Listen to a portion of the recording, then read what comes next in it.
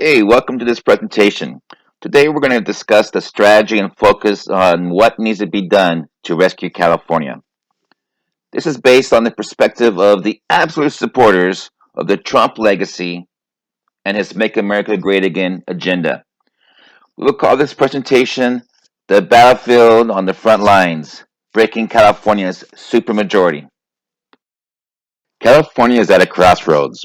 We have a supermajority of party Democrats unified, yet out of control, ignoring their constituencies and the California voters.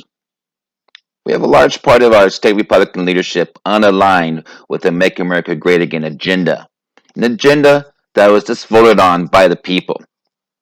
The Republican Party is down here in California to 27.6% of the voters. That's down from the 30.4% just 4 years ago. We have about 4.76 million California voters who are registered as Republicans. No county in the state has a majority of voters registered as Republicans.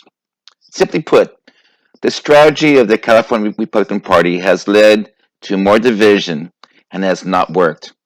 The Republican Party remains divided and continues to lose voters to the growing number of declined estates. As a result, so many conservatives and Republicans are leaving our state in massive numbers. We are at a state of crisis. The recent events that have shown us that the state leadership, like the assembly leadership as an example, is not following the national party agenda is a major concern. Many Democrats are also leaving their party, realizing that their needs are not being met by this bureaucracy. It's the same bureaucracy that we see here that's controlling many parts of the Republican Party in our state. Some call this the establishment or even the deep state. People ask, well, why are Democrats so popular in California? Let me give you some background. As high as the percentage of Democrats in California are today, it was much, much higher before. Today, we have 44% of California voters are registered Democrats. Yet in the 1960s, Democrats were 57% of California voters.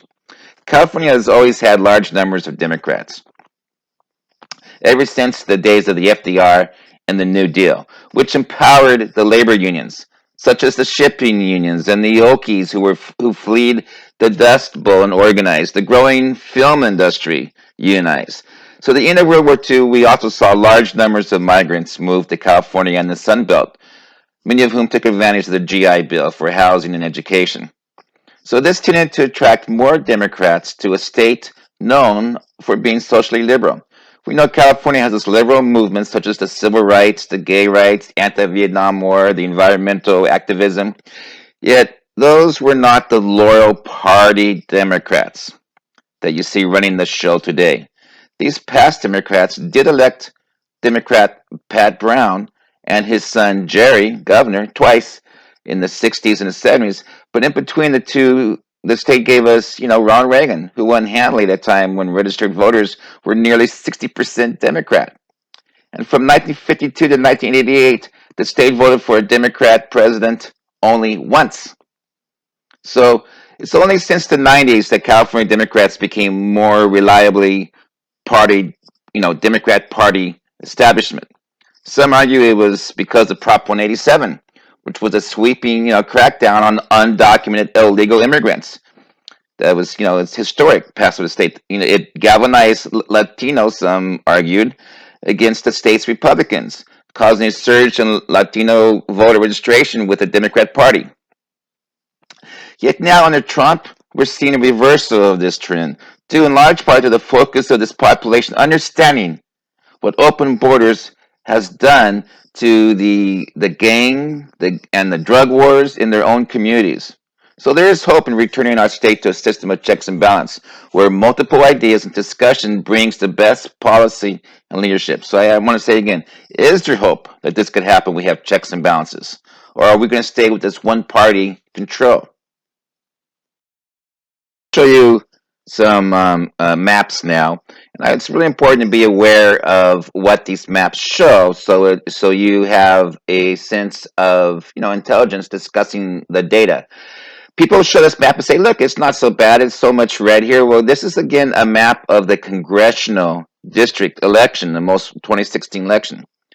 Okay, you can see the front lines clearly dividing the coastal regions with the rest of the state. It demonstrates where our population centers are. Yet, the congressional front does not match the other state results. It means we really need to be aware of this political landscape because this shows area, the geographical area, how many counties, and some of these counties can be very small in population. So it's not really about area that we're looking at to look at this divide. This map shows you a little more example of what I'm saying. It's not about geography. Here, this shows you the size of the lead, red or blue.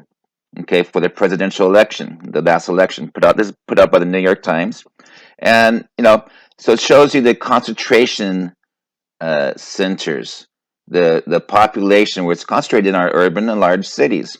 You can see the big blue dots in California, all over, a lot of blue dots, heavy populated areas in California. If you compare that to the rest of the nation, you can see we're unique in these big blue dots.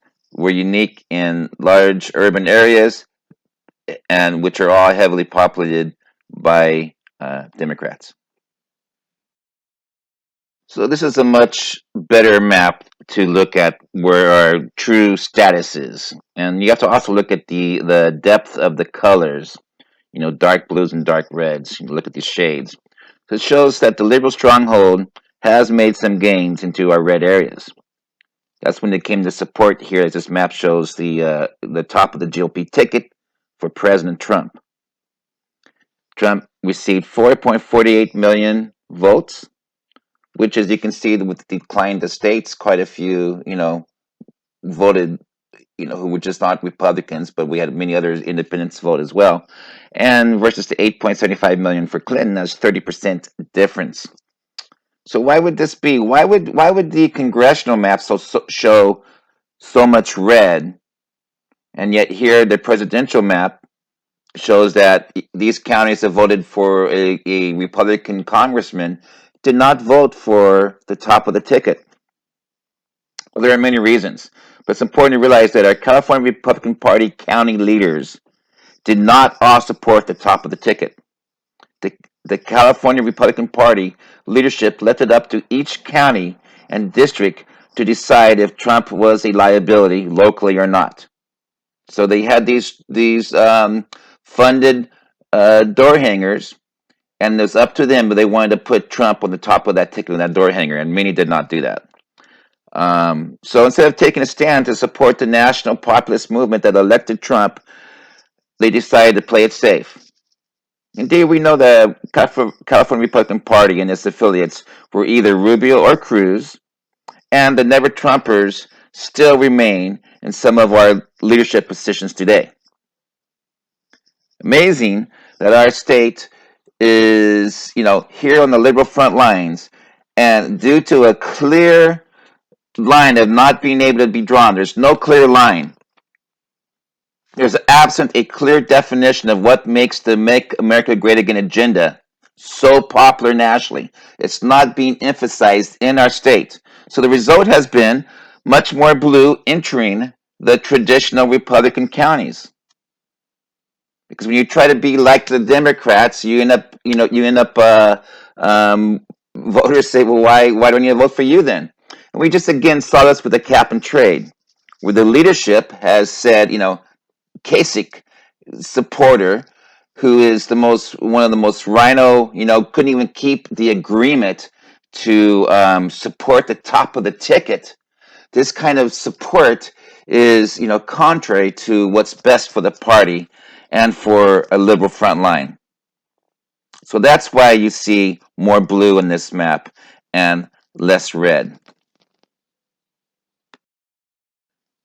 I wanted to put this map out here for more educational purposes. So if you see this map and someone says, hey, look, there's so much red in California, it's not as bad as we thought. You have to be careful. This is a precinct map, and it's more of a zoom out to show the entire state.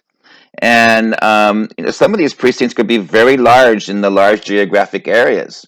Okay, so I mean, it does show you something about where some focus could be, and maybe where you don't need to focus. But if you zoom way in, zoom way in, zoom way in, go way into like LA, you see all these little specks everywhere. You see all these specks, and these specs are precincts. So you need to zoom in to get a real look at the actual equal number of precincts, and you see that the Bay Area and LA hold a tremendous amount of people. It's condensed into a very small area. So the area may look small here, but the dark blue means many, many more numbers and population. Okay, are Party Democrats. So LA by itself is a large state. I mean, it's almost, it has the population of many, many states. So this next slide should show you some of the results of this concentration and give you a better look at where we are in the state of California. So my goal is to give you an honest analysis, to have us all be educated where we are, so we can have a focused plan going forward, a strategy. And we need to be careful of those who wear rose glasses. So the map on the left, you can see again, it looks great. It looks like, wow, the state senate, we have so much red, controlling our state senate. But yet the graph on the right is a better analysis. You can see much more blue there. So now you're looking at actual, based on the senate districts, which is based on population. So in the state senate race, 2016 results, 16 Democrats won and 4 Republicans. So looking at the numbers, we can see that, many were close. All the 20 even numbered districts, if you look at go down and see the district list, or see they're all, here was, the 2016 was odd numbers. So now coming up, the 20 even numbered districts are up for a vote in 2018. So the state senate has 27 Democrats and 13 Republicans. So if you add those together, 27 plus 13 equals 40 total. So 20 or, odds were up for election in 2016 and 2018. 20 more even districts are going to be up for elections. So we need just one more, however, when it's 27-13, 13 plus 13 is 26. You're just one more away to break the two-thirds supermajority. So this is why we have an effort to recall Josh Newman in Senate District 29 that was launched back on April 19th, 2017. Supporters of that recall effort need to collect 63,593 signatures by October 16th. Okay, that's to move the recall forward. As you know, there's been lawsuits about, claiming, attacking the college Republicans, for starting this recall effort. The California Republican Party has established a phone bank to assist in this effort, and this will, break the current supermajority. The phone bank is one, again, that you don't have to be physically there to do the phone bank. You can actually go online. The California Republican Party has an online, on your computer, on your smartphone, phone bank that it dials the different voters in that district to see if they will sign that petition. So what exactly is a supermajority, and why are we so concerned about it? Well, two-thirds vote in each chamber, which is the lower house is the assembly and the upper house is the senate, is required to increase taxes. Two-thirds vote to increase taxes. By the way, we just got that with the cap and trade, right? To certify proposed constitutional amendments for the ballot. Again, that was also just voted on and approved. And to enact laws through an urgency clause, or even to override the governor's veto. So that's what the two-thirds does. So we may end up getting a Republican governor next election, but if they maintain a two-thirds supermajority, they can override anything he does. So it's very important to be aware of what a supermajority is and the focused strategy to break that supermajority. An interesting fact that in California, our state senators represent more of a population than Congress. We represent the most in the entire nation. Each state senator represents almost 1 million people, 931,000 people. Okay, so the Congress represents, there's 53 of them instead of the 40, so they represent 704,000 people. Okay, and we also have a term limit, by the way. Prop 28, which passed in 2012, gave us term limits to 2 4-year terms, total of 8 years, up to 12 years in any legislature combination, because you have a 2-year state assembly term. And I'm getting that in a moment here. So, one could say maybe if we increase our senators, it might be a better plan moving forward, because then we would have, it would be more equal. Like especially in the growing red Central Valley, as it continues to grow, we gain more Republican districts. So now, as we move on to our, you know, Civics 101, California state politic overview. We want everybody to kind of be, you know, be educated and feel confident and know what's going on in the state of California. Well, this here is now our state assembly. Okay, that's considered the lower house of state assemblymen. So in state assembly, they're up for election every 2 years. And you can see by the color coding on this graphic where we are. So there's 80 seats in the California State Assembly, and they were all up for election in 2016. And Democrats gained 3 extra seats. So, in the 2018 election coming up, again, it's a top two primary, which means whoever gets the most votes in the primary, they go on to the general election. It could be 2 Democrats, 2 Republicans. So sometimes if you have a lot of Republicans, for example, running against each other, they take away that top vote, and they could be all pushed out because they're fighting over who's going to you know uh, take the primary. So the 2018 top two primary will be held on June 5th, and the general election will be held on November the 6th of 2018. Whereas this is very important to be aware of, March 9th, 2018 is the filing deadline. I'm going to go over a little bit later how you want to look on the Secretary of State website and see, do you have anybody in certain Assembly and Senate districts who is running, especially candidates who may support the Make America Great Again agenda. And you can recruit. So March 9th is that big date. A lot of people want to say, hey, who are you supporting for this, governor or whatever race? Well, a lot of people we don't know who's running until March 9th. Okay, that's when we have the full actual slate. So uh, assembly members, each one represents 465,000 people. Again, it makes our state's large population assembly the largest representative ratio of any assembly in the United States. So we are the biggest. So we need to gain 16 assembly seats in order to break the supermajority in the assembly. A little factoid here is that California continues as a trifecta. Okay, trifecta. So prior to the 2016 election, California was one of 7 Democratic state government trifectas, which means a single party government that controls the governor, the state senate, and the lower house assembly. Okay, they control meaning all 3 of them: governor, upper, and lower house. So that means they have complete control, and they don't have to worry about any checks and balances. So as a result of the 2016 election, however, California became one of 6 Democrat trifectas. So the Democrat Party did lose 1 trifecta, while the Republican Party picked up a net gain of 2.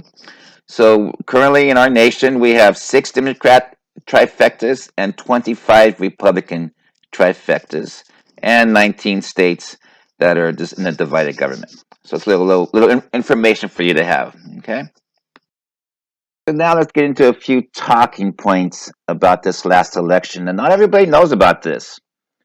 So according to data from the New York Times, and that's right, this is New York Times. They do publish accurate data. They just it's all about to analyze the election. According to their data, I want to talk a little bit about our national presidential campaign and the shift that occurred nationally for Trump. So here the heading says, quote, both parties support shifted dramatically at nearly every income level. So there's a shift. What's going on? What does the shift mean for California? Well, this chart shows the 2004, 2008, 2012, and the 2016 presidential election. So we have Romney, McCain, Bush. So you can see that the proportion of very low income voters, excuse me, voting Democrat declined 8% from the Bush years. They're switching back, and they declined very dramatically. They moved our way very dramatically from Romney. This shift is what gave Trump the workers and the jobs issue in the battleground states.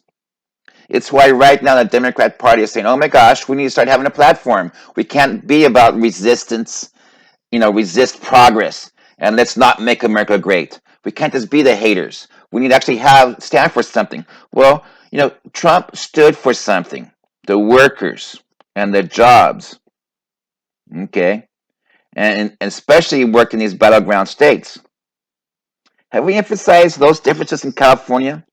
Do you think that the Democrat Party, the bureaucrats of the Democrat Party, we've been under Democrat control for some time. Do we have affordable housing? Do we have? Is our tax rates lowering? Is our incomes increasing in this state? We have I don't even know aware of this, but we've had a historic amount of um, immigration coming in.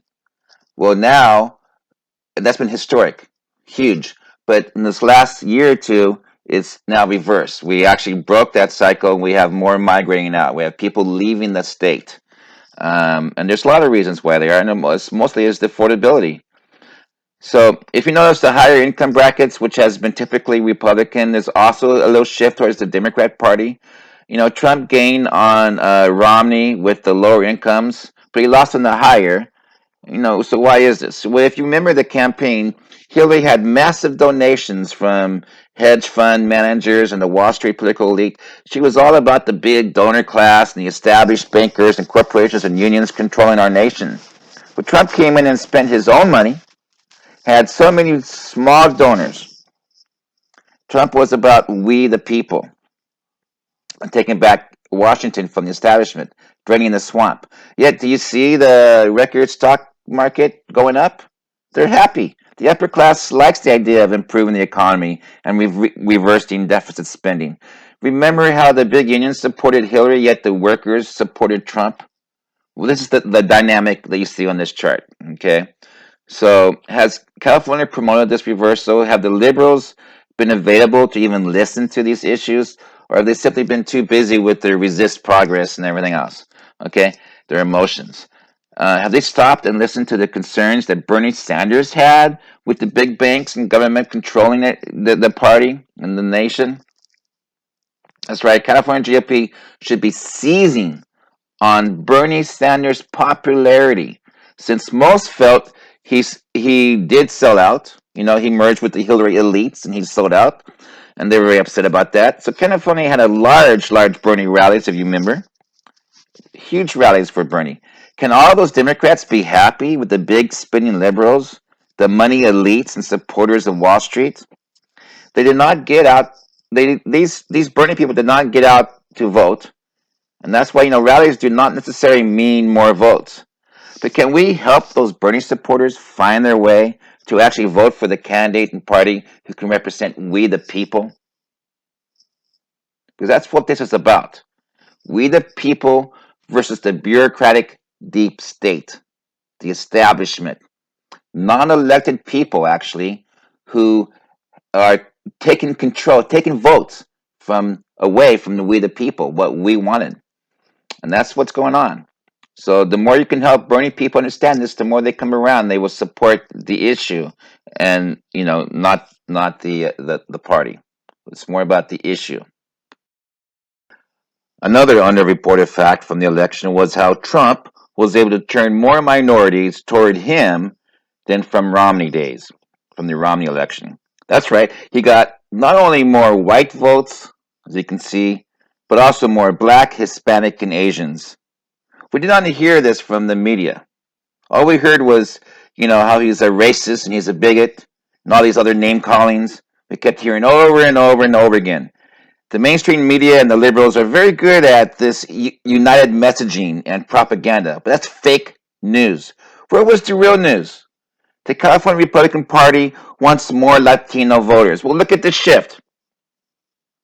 The fact is, more minorities support Trump and his agenda to make America safe again than those who supported Romney and McCain. So this is what we want in this state, in this party. Trump populism, make America great again agenda needs to be emphasized in California. Has the media reported on how Trump was able to defeat the first female presidential candidate ever, barely losing the women's vote from Romney's totals? Think about it. The foster tax on his womanizing and all those ladies claiming he had affairs with them and all this stuff. The smears and the lies, the negative, clown and all these kind of things they said about him. They did everything they could.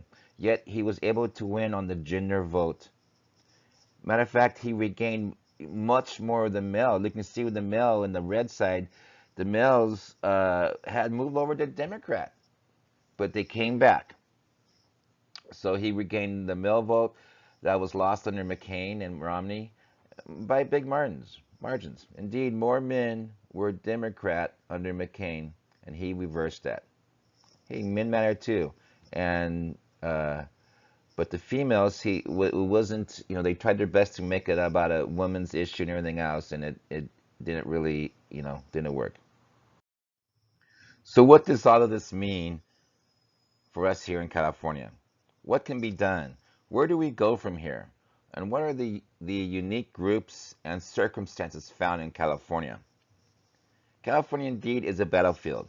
We are the front lines on the liberal front. We have a very unique set of dynamics at play.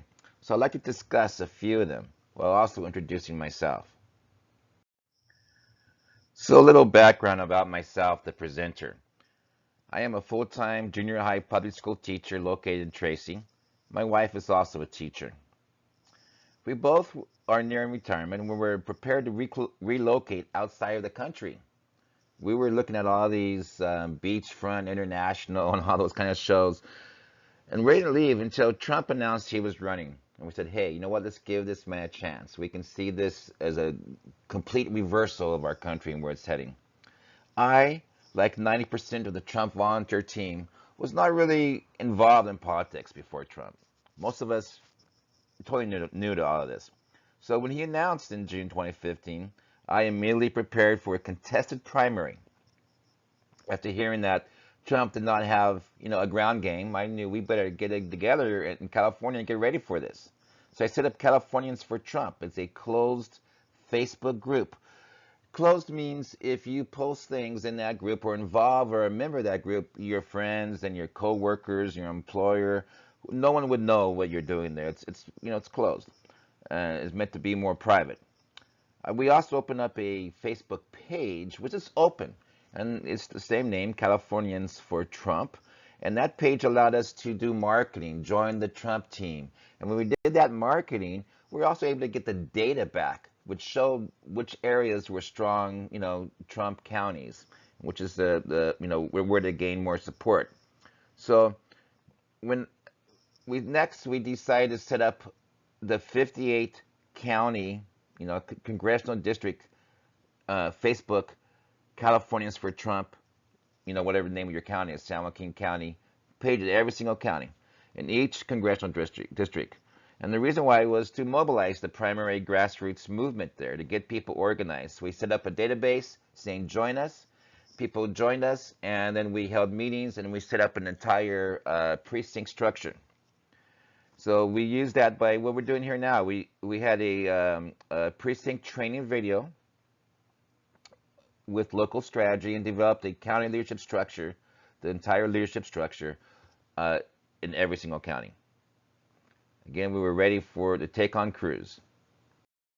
So, how did your first canvassing going? It was fantastic. We met lots of wonderful people, all Trump supporters, of course. we got chased by Trump supporters, and we tried to get away because we thought it was Trump haters. And then she finally cuts up with us. She was driving a better car than I was, and she says, "Can we have some Mr. Trump signs? Can we sign up for help?" And they So we mobilized rallies, trainings, and we held meetings to get our state ready to take on Ted Cruz, anyone else trying to go after our president. So, in that case, our candidate. We had precinct walkers and we had very passionate volunteers and leaders throughout the state. We held flash rallies in every county. So flash rally means, you know, that's why it's so important to have a lot of volunteers. So you have precinct captains in your neighborhood, and then go get together with some of their friends, announce in their county, hey, we're going to have a flash rally over here, and it's announced within their own group. And so you have supporters who come and hold signs up, and let cars drive by and honk horns, and it's great because it allows the neighborhood to know that it's okay to be for Trump in this neighborhood. Trump is popular. He's here in our city, in our neighborhood. So flash rallies and many, with our own signs were made and that sort of thing. It was more about grassroots, and we did this way before, when he announced. That's when we started, way back June 2015. We had a lot of videos, a lot of rallies. We had larger rallies. So this is, part of building that popularity early on. And we also had numerous trainings, both in person, all over the state, and also numerous videos and training videos online to help those who can't make the physical trainings. And we worked with all these coalition groups, such as the Veterans for Trump, and the Hispanics for Trump, and the Blacks for Trump, and the Asians for Trump. And numerous groups got involved. They were surrogates as well, and they would speak at different events and that sort of thing. So a little more about our background, a little more of our story here. California for Trump was approached by the Trump campaign early on, way before anything got started in California, much, in an organized fashion. But early on, and we helped Ted Costa, who was with the Gray Davis recall, who started that, and with Mark Abernathy, who's the former Kern County Central Committee chair. We helped them with delegate vetting to get the delegate list going.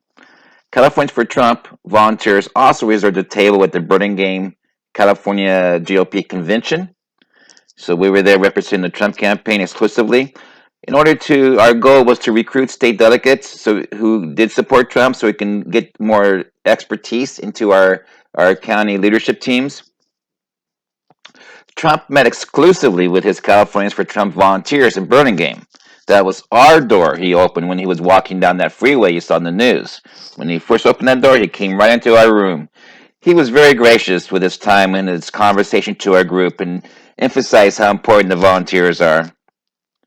Tim Clark was hired as the state chair near the same time of the convention, and we met, and he was offered and utilized most of the Californians for Trump leadership structure with the new California Trump campaign, the official campaign. The campaign was surprised and pleased with the ready-made organization that we had set up. Well, I personally was officially given the title first as the state volunteer coordinator, then as the multi-county central field operations manager. So I made statewide training videos for everyone, and I also was the regional director of the Trump Walking app program, and helped other states as well. So social media played a big part, and it continues to play a big part in making a difference in this campaign and further, future campaigns. For example, when Trump announced, the media instantly started the lies by saying he was racist against immigrants, and especially from Mexico, and all that, didn't like Mexicans. So the social media blew up, and his defenders went viral. We heard the speech. That's not what we heard. He was not talking about immigrants or all Mexicans. He was talking about specifically the undocumented illegal ones who come here, especially the criminals, the fugitives who escape, persecution to our sanctuary. Furthermore, it's a very historical event that our first lady is an immigrant. And also, his company hires green card workers at his Trump winery and in his hotels. He's not against immigrants, but we continue to see the flat out lies by the strong arm of the Democrat Party and the lying fake news, the fake media. So, this is what I'm saying. We need to be able to push back in a concentrated, organized fashion to explain the truth. Trump is about making America great again for all people. The memories each volunteer has available to them are enormous. I was able to be an Republican National Committee Trump delegate, and it was quite an experience. I was honored representing the volunteers and Californians for Trump at the delegate mandatory meeting in LA, where the state director Tim Clark had everyone there give me a standing ovation. It was awesome to know that the statewide knew about the volunteers and how much work they have done. There were numerous media interviews and issues that I shared about the silent majority here in California and why it has been so difficult for us to show our support. Yet, I got that word out, as I am doing now, about the heroic and brave volunteers who are fighting back to take their country back from the bureaucratic elites who are draining our pockets with escalating taxes while they continue to ignore our vote and voice and live their lavish lifestyle. They're exempt from all the laws they take from us. But I share this exuberance with you because it is something we can be experiencing as these new campaigns and candidates are all coming up now, all approaching. There's new opportunities for us to get involved and to find those candidates and support the ones that make America great again, who support that agenda. Being focused, being organized, and joining a team is so crucial to success. This slide was made up originally for our local Lodi call center with the Trump campaign, but this shows an example of lists all the 20 call centers that we set up. This one on a given day shows some of the, let's say, 91,000 calls made on November 7th. We also had callers at home using the Trump Talk, which is what we still have those kind of programs now. Is a software app that allows you to call from your home computer or your smartphone. We made 1.6 million calls into the battleground states. 1.6 million. Our Sacramento call center made more daily calls, broke the record of the Trump Tower headquarters. So California was the ground game that Trump lacked. We were organized in California. We focused on winning at the national level. Okay? So now it's time to turn and focus on the state. We need your help. We need you to join a team and be involved. Just another example of the importance of teamwork and using data to understand where we are and what did happen in California. Not everybody understands the effort that occurred on the Trump team here in California. On election day, we made 98,000 phone calls on election day. And of that, 50,000 was on the Trump talk calls. We had other states actually helping us because Californians for Trump and those kind of groups, we were able to spread out and had other states sign up. So we had over 4,600 callers on election day working the phones.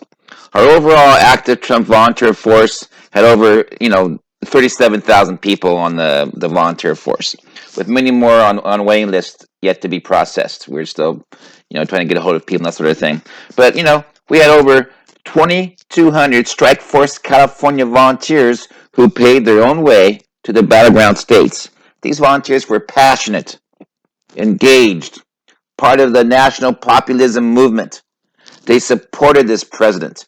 These people had not volunteered in elections before. Most 90% of them never worked a campaign before. So where have they gone?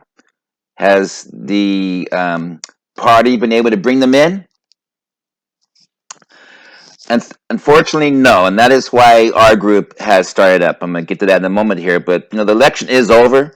We won. Yay. And the Trump campaign has left California. There is no longer a Trump campaign in California. at this time. So the volunteers have, they have somewhat scattered, but again, that's our attempt to bring them all back. Okay, and with other supporters who support the vision, the agenda of the Make America Great Again focus, and to put that agenda in play here in California. So in addition to our main Facebook page with over 40,000 engaged members, our network, locally of 61 county and coalition pages, they also exist with trained and prepared county captains and an infrastructure of volunteers in place. We're still looking for new people because there's been some rotation, but we continue with this campaign and forwarding Trump's agenda in California, and we could use your help. This is the first time I've been involved in a campaign where I feel like we didn't just win something, but we actually saved our country. Yes. That's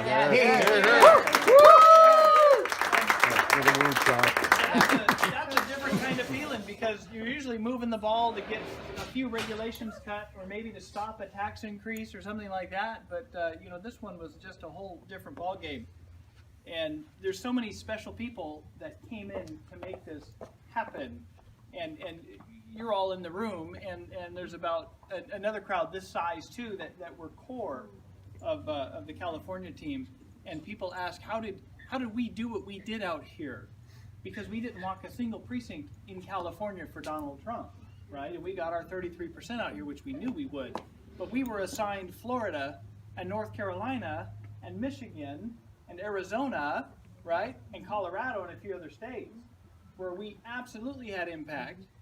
And I even had the guys from Nashville call and say, Tim, they don't believe your numbers in California, and they've cleared out other states.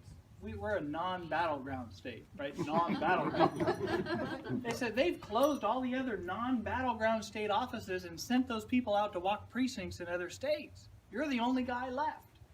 And they can't believe your numbers that are coming out. Well, I sent them back. I said, look, we got 20 phone banks. We have people like Astrid. Where's Astrid? People like Astrid who just stepped up and said, yeah, I got this, right? And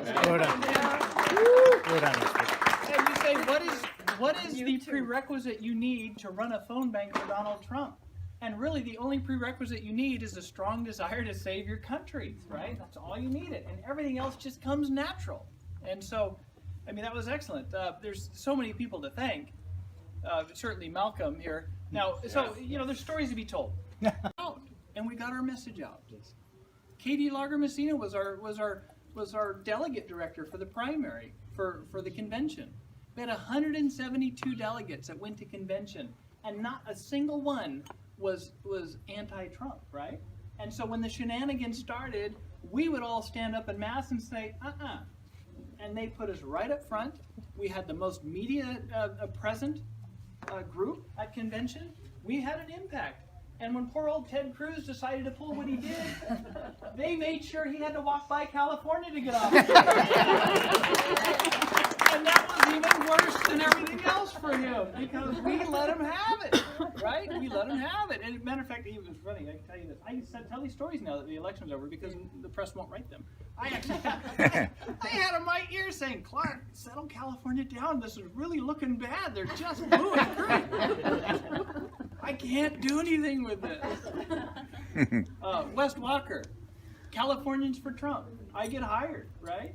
And I hear about this Californians for Trump. Well, what the heck is it? Well, it turns out it's a network of hundreds of little groups that are just going already. What are they doing? Everything, right? Everything. So we told the press about it. Whenever we could, we said, yeah, I showed up. All I had to do was kind of organize these people that are already going. And that's the way it was. I've never seen anything like it. And of course, we won. Yes. So, Yes. that's always good. Winning is better than losing. And so I just want to thank you all. And just, I told my wife, I came home and I said, honey, I just invited everybody over to the house for a party, because we got to celebrate. We just got to celebrate. And she said, okay, 10? I said, no. How many? Oh, 40 or 50. Unfortunately, we can't recognize everyone individually. So if anyone has ever served in the armed forces or served as a first responder, please stand up and be recognized.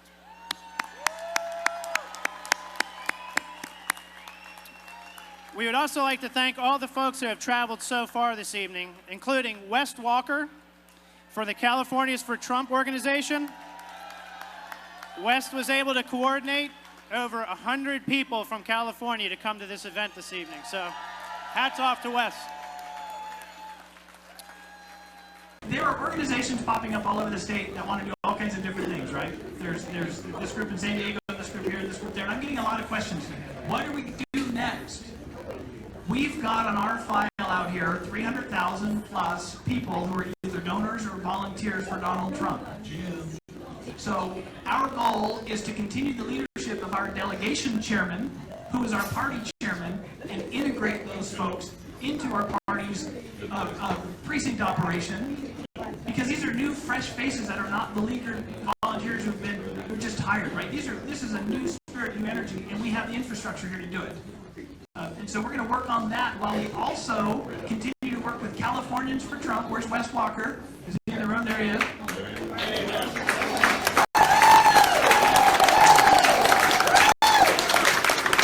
And West is going to continue to keep us organized so we can begin to put together our attendance at these congressional forums and our attendance at these rallies and our pushback from our people so that we know where to go and when to go and how to go, so that our congressmen can have a little protection from us and have us in the room and letting the George Soros liberals know exactly what Americans really think. So that's going to happen too. We're going to iron this out. But anybody who's asking, what about this, that? Do I give money here, there, and everywhere? Just keep asking those questions. But on a going forward basis in California, our job is to build a structure that wins elections, and wins elections right here. So we've done our job nationally, and now we have to focus on 2018 in our state, and then get ready for 2020, right? And we have President Trump and Vice President Pence. The way I see it, we're on like a 16-year program, right?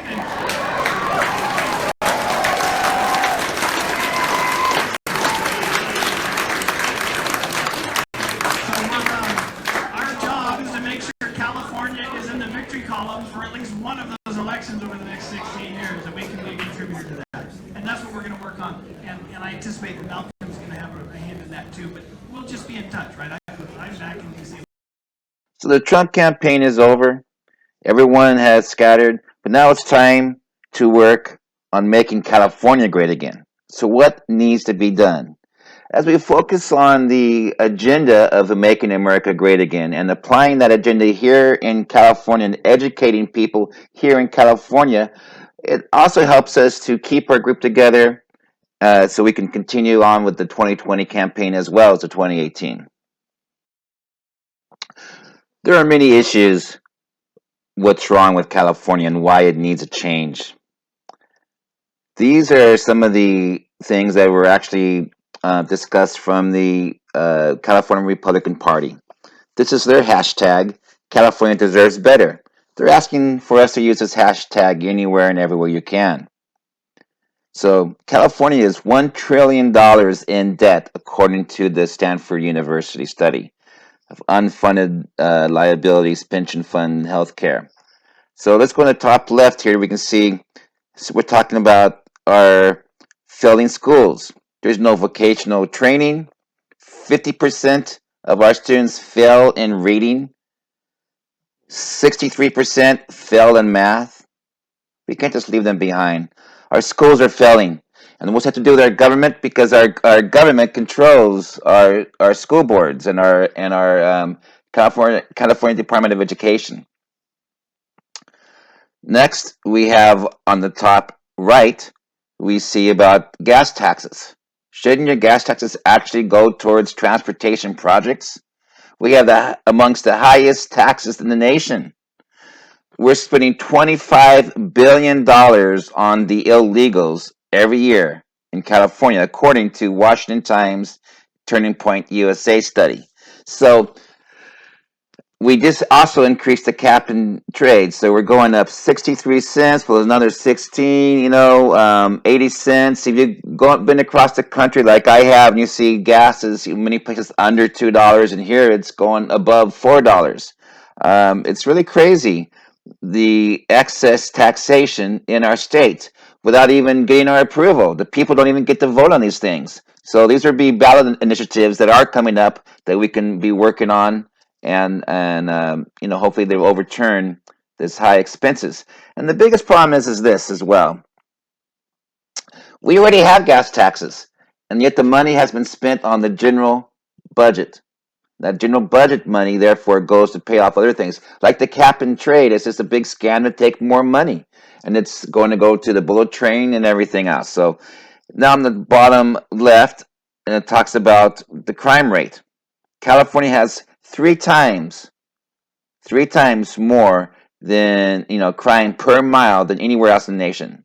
Okay, violent crime is up 7.5% in California. That's more than double than the national average for the violent crime, but for all crime, three times more crime per mile than the nation.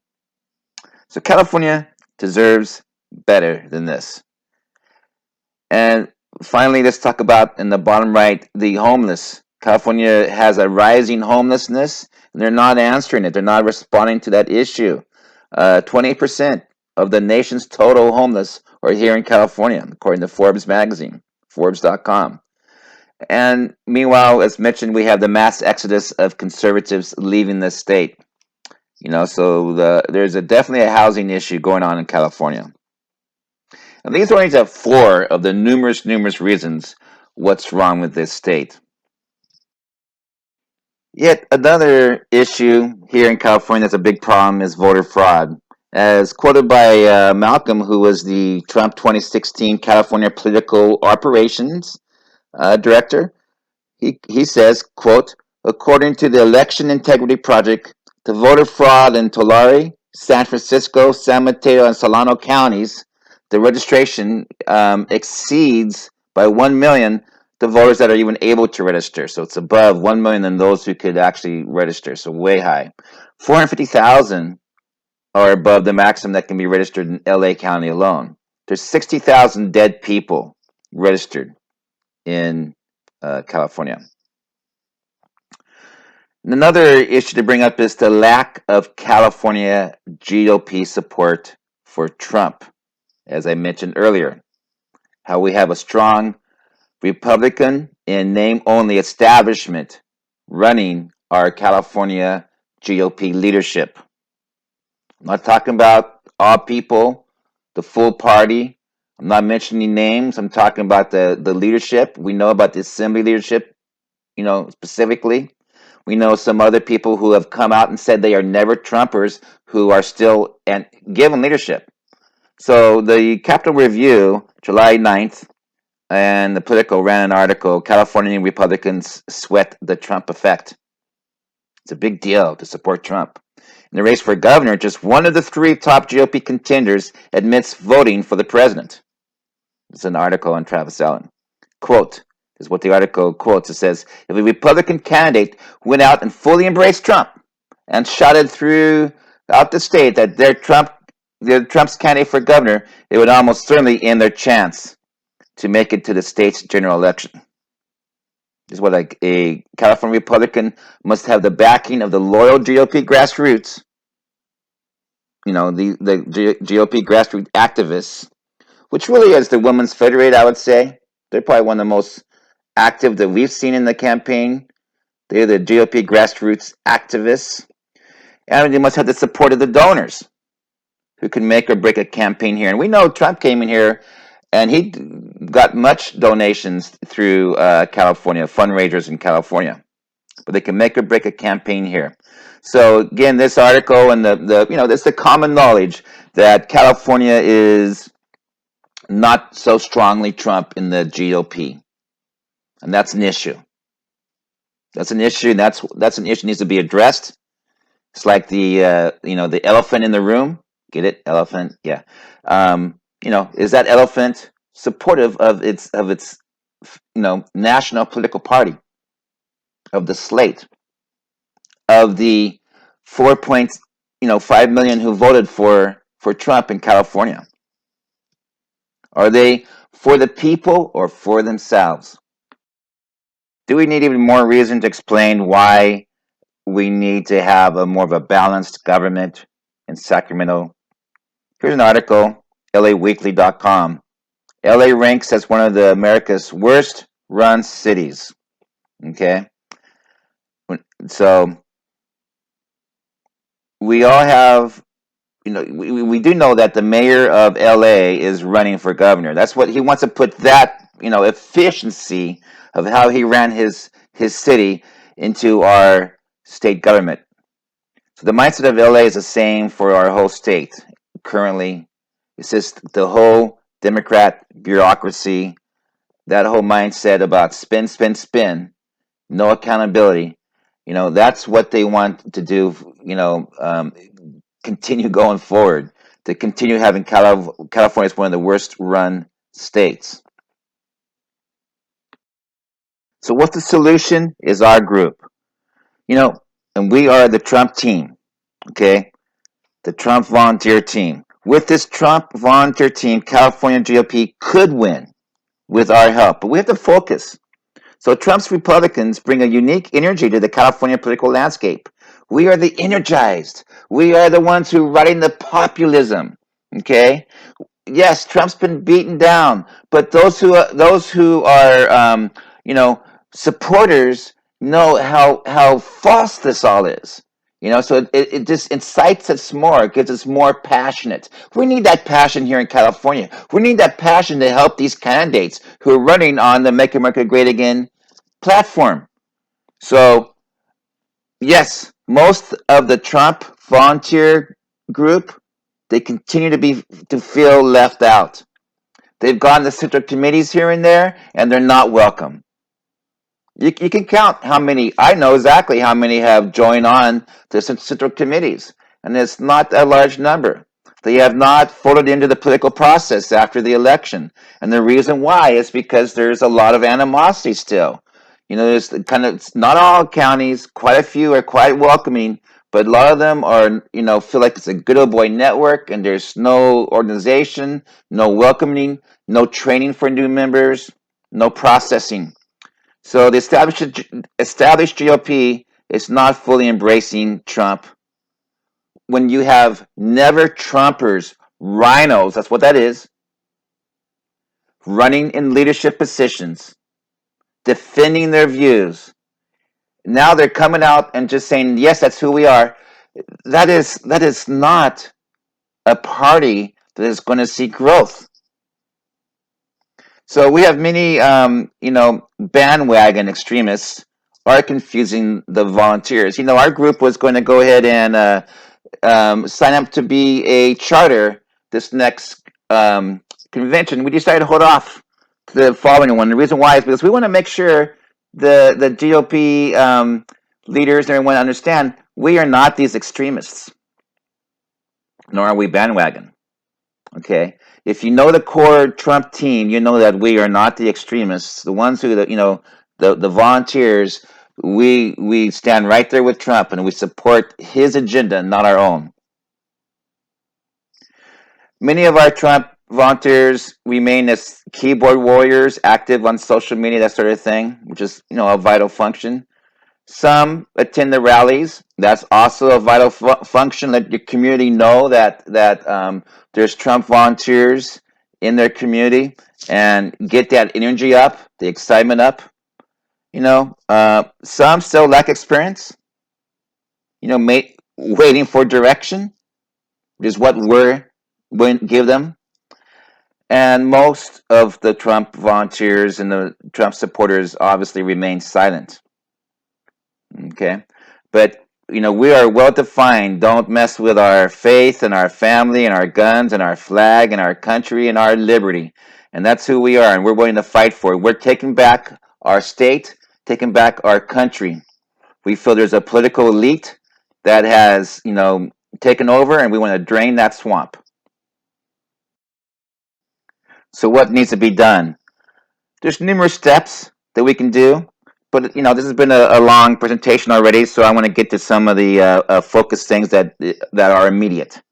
Number one, know who your state assembly and senate districts are. Know where they are, and what is the election. So your district and your neighboring districts. And what is that election cycle? We talked about the odd and even for the Senate and how each assembly district is around you. You want to know that election cycle.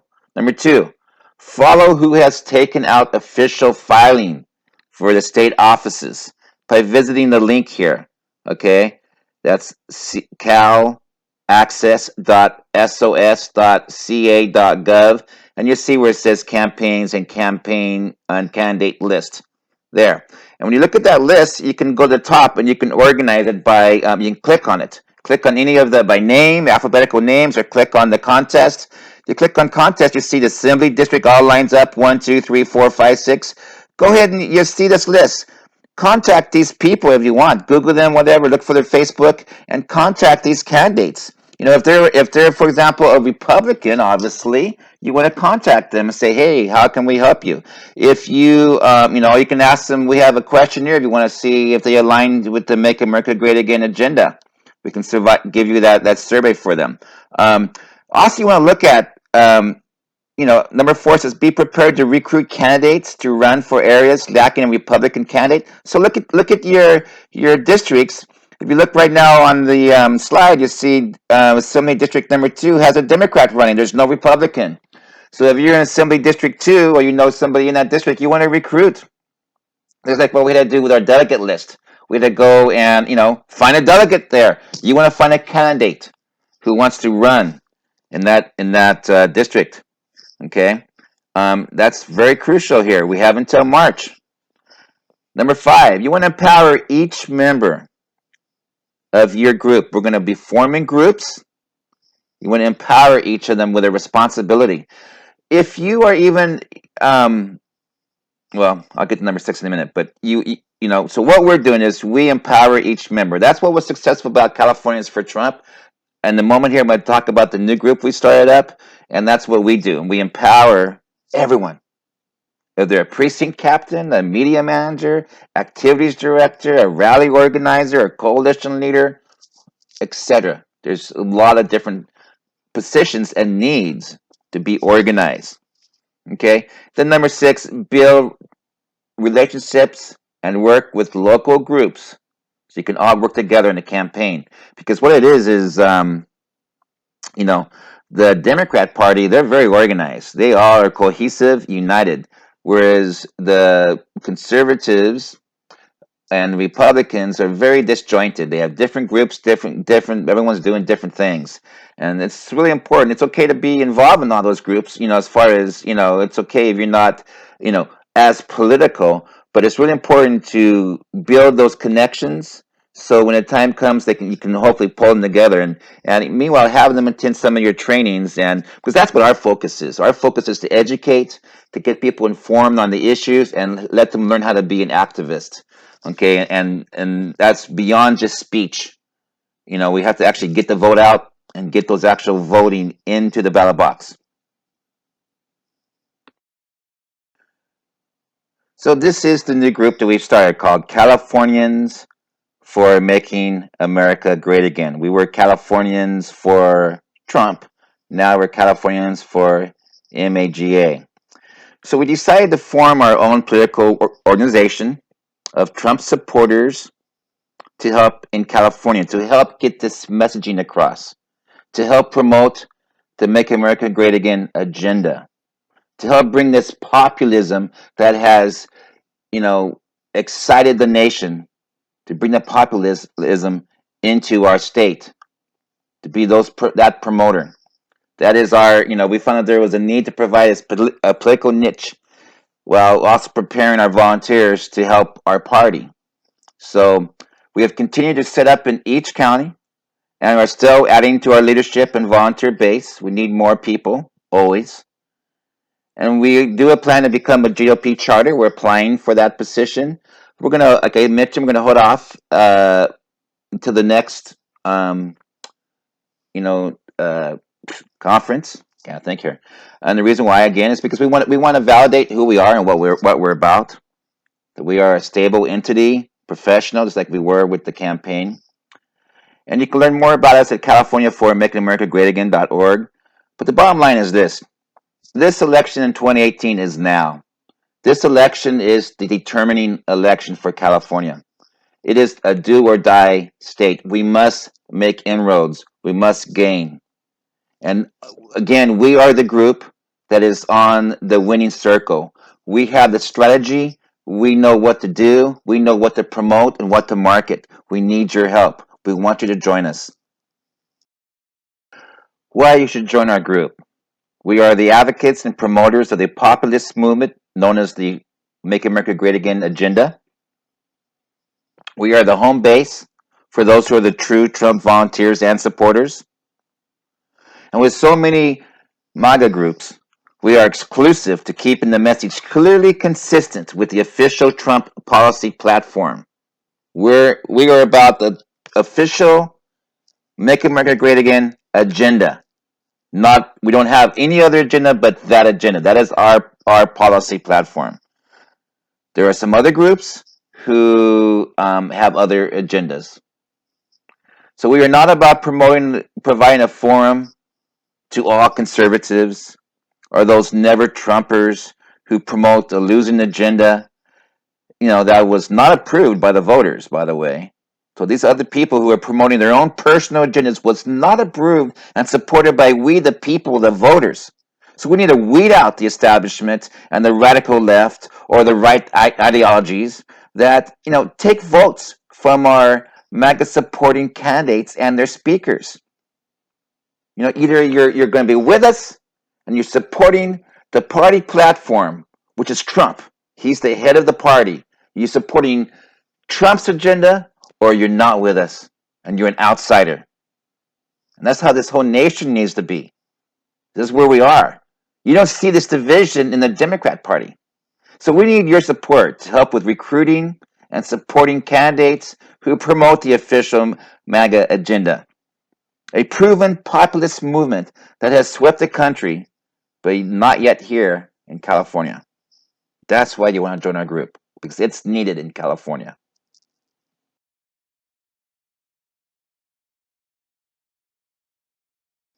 A new solution for California.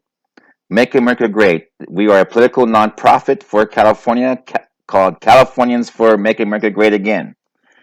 We have an FEC number, and we're filed with the federal, and we also have the state Fair Political Practices Board number as well. We do trainings. We set up and help with call centers. We do town hall meetings. We're community outreach. We're focused on the issues, the education on the issues that make America and this state great again. We're not affiliated with any candidate or campaign. Our deductions are not tax deductible since we are a political organization.